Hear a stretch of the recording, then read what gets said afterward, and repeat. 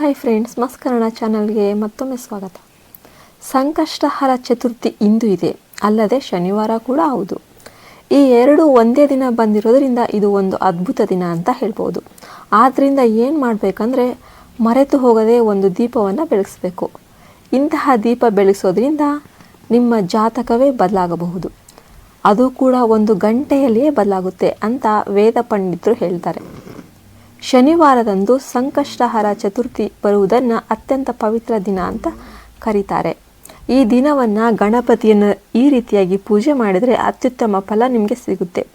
ವಿಶೇಷವಾಗಿ ದೀಪಾರಾಧನಾ ಈ ರೀತಿಯಾಗಿ ಮಾಡಿದರೆ ಐಶ್ವರ್ಯಗಳು ದೊರೆಯುತ್ತೆ. ದರಿದ್ರನು ಕೂಡ ಧನವಂತನಾಗ್ತಾನೆ. ಜಾತಕದಲ್ಲಿ ಬರಬಹುದಾದ ಎಲ್ಲ ಬಗೆಯ ಸಮಸ್ಯೆಗಳು, ದೋಷಗಳು ಇವುಗಳ ನಿವಾರಣೆಗೆ ಇದು ಒಂದು ಅದ್ಭುತ ಅವಕಾಶ. ಇಂದು ಶನಿವಾರ ಸಂಕಷ್ಟ ಚತುರ್ಥಿ. ಬೆಳಗಿನ ಜಾವ ಎದ್ದು ಸೂರ್ಯೋದಯಕ್ಕೂ ಮುಂಚೆ ಎಚ್ಚರಗೊಳ್ಳುವುದು ತುಂಬ ಉತ್ತಮ. ಎದ್ದ ನಂತರ ಮನೆಯ ಒಳಗೆ ಮತ್ತು ಬಾಗಿಲು ಸ್ವಚ್ಛಗೊಳಿಸಿ ಅರಿಶಿಣ ನೀರಿನಿಂದ ಮನೆ ಸಿಂಪಡಿಸಿ ಬಾಗಿಲಿಗೆ ಅರಿಶಿಣವನ್ನು ಹಚ್ಚಿ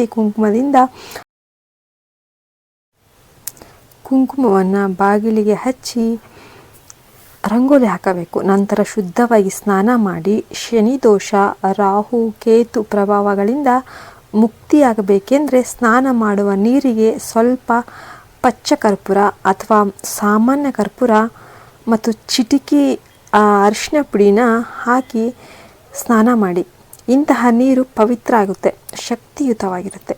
ಸ್ನಾನ ಆದ ನಂತರ ನಿಮ್ಮ ಮನೆ ಪೂಜಾ ಮಂದಿರದಲ್ಲಿ ಗಣಪತಿ ಚಿತ್ರ ಅಥವಾ ವಿಗ್ರಹವನ್ನು ಹಳದಿ ನೀರಿನಿಂದ, ಅರಿಶಿನ ನೀರಿನಿಂದ ಶುದ್ಧಗೊಳಿಸಿ. ನಂತರ ನಿಮಗೆ ಲಭ್ಯವಿರುವ ಹೂವಿನ ಗಿಡ, ಹಣ್ಣುಗಳು, ಗರಿಕೆ, ಎಕ್ಕೆ ಹೂಗಳು ಇವುಗಳಿಂದ ಪೂಜೆ ಮಾಡಿ. ವಿಶೇಷವಾಗಿ ಕೆಂಪು ಹೂಗಳಿಂದ ಅಲಂಕರಿಸಿ ಈ ಕಮಲ ಹೂವಿನ ಮೇಲೆ ದೀಪವನ್ನು ಇಡಬೇಕು. ನೆಲದ ಮೇಲೆ ದೀಪವನ್ನು ನೇರವಾಗಿ ಇಡಬಾರದು. ಕಮಲ ಹೂವಿನ ಮೇಲೆ ಓಂ ಎಂದು ಬರೆಯಬೇಕು. ನಂತರ ಅದರ ಮೇಲೆ ದೀಪ ಇಡಬೇಕು. ಆ ದೀಪದಲ್ಲಿ ಎಳ್ಳೆಣ್ಣೆ ಅಥವಾ ತೆಂಗಿನೆಣ್ಣೆ ಯಾವುದಾದ್ರೂ ಬಳಸ್ಬೋದು. ಶಾಸ್ತ್ರಗಳ ಪ್ರಕಾರ ಇದು ಅತ್ಯಂತ ಫಲಪ್ರದಾಯಕವಾದ ದೀಪ. ಈ ದೀಪಾರಾಧನೆಯಿಂದ ಐಶ್ವರ್ಯಗಳು ದೊರೆಯುತ್ತವೆ ಅಂತ ವೇದ ಪಂಡಿತರು ಹೇಳ್ತಾರೆ. ಹಣಕಾಸಿನ ಸಮಸ್ಯೆಯಿಂದ ಬಳಲುತ್ತಿರುವವರು ₹1 ನಾಣ್ಯವನ್ನು ದೀಪದ ಮುಂದೆ ಇಟ್ಟು ಆ ನಂತರ ಆ ನಾಣ್ಯವನ್ನು ದೇವಸ್ಥಾನದ ಹುಂಡಿಯಲ್ಲಿ ಹಾಕಬಹುದು ಅಥವಾ ದಾನ ಮಾಡಬಹುದು. ಇದರಿಂದ ಆರ್ಥಿಕ ಸ್ಥಿತಿ ಉತ್ತಮವಾಗುತ್ತೆ. ಹಣದ ಪ್ರವಾಹದಂತೆ ಹಣ ನಿಮಗೆ ಪ್ರವಾಹದಂತೆ ಬರತೊಡಗುತ್ತೆ. ಹಣಕಾಸಿನ ತೊಂದರೆ, ನೌಕರಿಯ ಸಮಸ್ಯೆ, ಉದ್ಯೋಗ ವೃದ್ಧಿಯಾಗುತ್ತೆ. ಸಮಸ್ಯೆಗಳು ಹೆಚ್ಚಾಗಿವೆ ಅಂತಂದರೆ ಲವಂಗ ಅಥವಾ ಏಲಕ್ಕಿ ಹಾಕಿ ದೀಪ ಹಚ್ಚಬೇಕು. ಭೂಲಾಭ ಅಂದರೆ ಭೂಮಿ ಖರೀದಿ, ಗೃಹ ನಿರ್ಮಾಣದ ಬಗ್ಗೆ ಅಡೆತಡೆಗಳು ಏನಾದರೂ ಇದ್ದರೆ ಈ ದೀಪಾರಾಧನೆ ಮೂಲಕ ಸಮಸ್ಯೆ ಪರಿಹಾರ ಆಗುತ್ತೆ. ಇಂತಹ ಶುಭ ತಿಥಿ ಶನಿವಾರದ ಸಂಕಷ್ಟಹರ ಚತುರ್ಥಿ ಪುನಃ ಬರುತ್ತೋ ಇಲ್ವೋ ಅದು ನಮಗೆ ಗೊತ್ತಿಲ್ಲ. ಈ ದೀಪವನ್ನು 2 ಅಥವಾ 4 ಬತ್ತಿಗಳಿಂದ ಹಚ್ಚಬೇಕು. ಅದರಲ್ಲಿ ಚಿಟಿಕೆ ಬೆಲ್ಲವನ್ನು 3 ಬಾರಿ ಹಾಕಬೇಕು. ಸಂಕಲ್ಪ ಮಾಡಬೇಕು. ನಮಗೆ ಮನೆ ಬೇಕು, ಭೂಮಿ ಬೇಕು, ಗೃಹ ನಿರ್ಮಾಣ ಸಾಧ್ಯವಾಗಬೇಕು. ಹೀಗೆ ಸಂಕಲ್ಪ ಮಾಡಿದರೆ ಅದು ಆಗಲಿದೆ ಎಂದು ಶಾಸ್ತ್ರ ಹೇಳುತ್ತೆ. ನೀವು ಬೆಲ್ಲವನ್ನು ಹಾಕಿದ ನಂತರ ಮಾಡಿದ ಸಂಕಲ್ಪ ಖಚಿತವಾಗಿ ನೆರವೇರುತ್ತೆ. ಪ್ರತಿ ವಸ್ತು ದೀಪದ ಜೊತೆಗೆ ಉಪಯೋಗಿಸಿದಾಗ ಅದ್ಭುತ ಫಲ ನಿಮಗೆ ಸಿಗುತ್ತೆ. ಈ ರೀತಿಯಲ್ಲಿ ದೀಪಾರಾಧನೆ ಮಾಡಿ ಇನ್ನು ನಿಮ್ಮ ಇಚ್ಛೆ ನೆರವೇರಬೇಕಂದ್ರೆ ₹11 ಈ ರೀತಿಯಾಗಿ ಉಪಯೋಗಿಸಿ. ಗಣಪತಿಯ ಅನುಗ್ರಹದಿಂದ ನೀವು ಕುಬೇರರಂತೆ ಆಗಬಹುದು. ₹11ಗಳಿಂದ ಅದನ್ನು ₹11 ಗಟ್ಟಿಯಾಗಿ ಇಟ್ಕೊಂಡು ಸಂಕಲ್ಪ ಮಾಡಿ.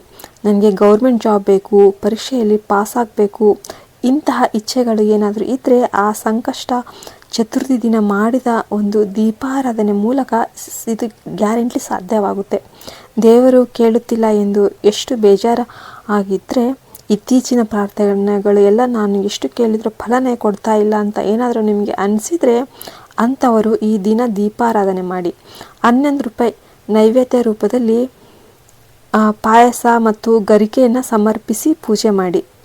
5 ಗರಿಕೆ ತುರಿ, 5 ಬಗೆಯ ಹೂಗಳು ಅಥವಾ 5 ಮಂದಾರ ಹೂಗಳೊಂದಿಗೆ ಪೂಜೆ ಮಾಡಿ. ನಂತರ ₹11 ಗಣಪತಿಯ ಫೋಟೋ ಎದುರು ಇಡಿ. ಕೇವಲ ಒಂದೇ ಇಚ್ಛೆಯನ್ನು ಮಾತ್ರ ಹೇಳಬೇಕು. ಒಂದು ಸಂಕಲ್ಪ ಸ್ಪಷ್ಟವಾಗಿ ಮಾಡಿ. 21 ದಿನಗಳಲ್ಲಿ ಇಲ್ಲಾಂದರೆ 7 ದಿನಗಳಲ್ಲಿ ಆ ಇಚ್ಛೆ ನಿಮಗೆ ಗ್ಯಾರಂಟಿ ನೆರವೇರುತ್ತೆ. ಹಲವು ಇಚ್ಛೆಗಳನ್ನು ಒಂದೇ ಸಲ ಹೇಳಬಾರ್ದು. ನಿಮ್ಮ ಸ್ಥಿತಿಗೆ ತಕ್ಕದ್ದಷ್ಟನ್ನು ಹೇಳಬೇಕು, ಇಲ್ಲದೆಲ್ಲ ಕೇಳಕ್ಕೆ ಹೋಗಬಾರ್ದು. ಅನಂತರ ಆ ಹಣವನ್ನು ಗೃಹದಲ್ಲಿ ಇಟ್ಟು ಕೋರಿ ಇಚ್ಛೆ ಪೂರ್ತಿಯಾದ ಮೇಲೆ ಆ ಹಣವನ್ನು ಹುಂಡಿಗೆ ಹಾಕಬೇಕು. ಇಲ್ಲದಿದ್ದರೆ ಅದರಲ್ಲಿ ಸ್ವಲ್ಪ ಹಣ ಸೇರಿಸಿ 5 ಬಗೆಯ ಹಣ್ಣು ಅಥವಾ ತಿನಿಸು ತಂದು ದಾನ ಮಾಡ್ಬೋದು. ಅದರಿಂದ ಸಮಾನ ಫಲ ನಿಮಗೆ ಸಿಗುತ್ತೆ. ಈ ಸರಳ ಪರಿಹಾರಗಳನ್ನು ನೀವು ಅನುಸರಿಸಿ ಭಗವಂತನ ಅನುಗ್ರಹ ಪಡೆಯಿರಿ. ಬ್ಯುಸಿ ಜೀವನದ ನಡುವೆ ಕೂಡ ಈ ಪುಣ್ಯ ಕಾರ್ಯ ಸಾಧ್ಯವಾದ ರೀತಿಯಲ್ಲಿ ನೀವು ಸಣ್ಣ ಪರಿಹಾರಗಳನ್ನು ಅನುಸರಿಸಿ ಕುಬೇರರಂತೆ ಧನ ಮತ್ತು ಐಶ್ವರ್ಯ ಸಂಪತ್ತು ಗಳಿಸಿ. ಗಣಪತಿ ಅನುಗ್ರಹದಿಂದ ಎಲ್ಲವೂ ಸಾಧ್ಯ ಆಗೋದೇ ಗ್ಯಾರಂಟಿ. ಕಡ್ಡಾಯವಾಗಿ ಪ್ರಯತ್ನ ಮಾಡಿ ನೋಡಿ, ಫಲವನ್ನು ಗ್ಯಾರಂಟಿ ಪಡಿತೀರ. ಓಂ ಗಂ ಗಣಪತಿ ನಮಃ. ಜೈ ಹಿಂದ್, ಜೈ ಭಾರತ್ ಮಾತೆ.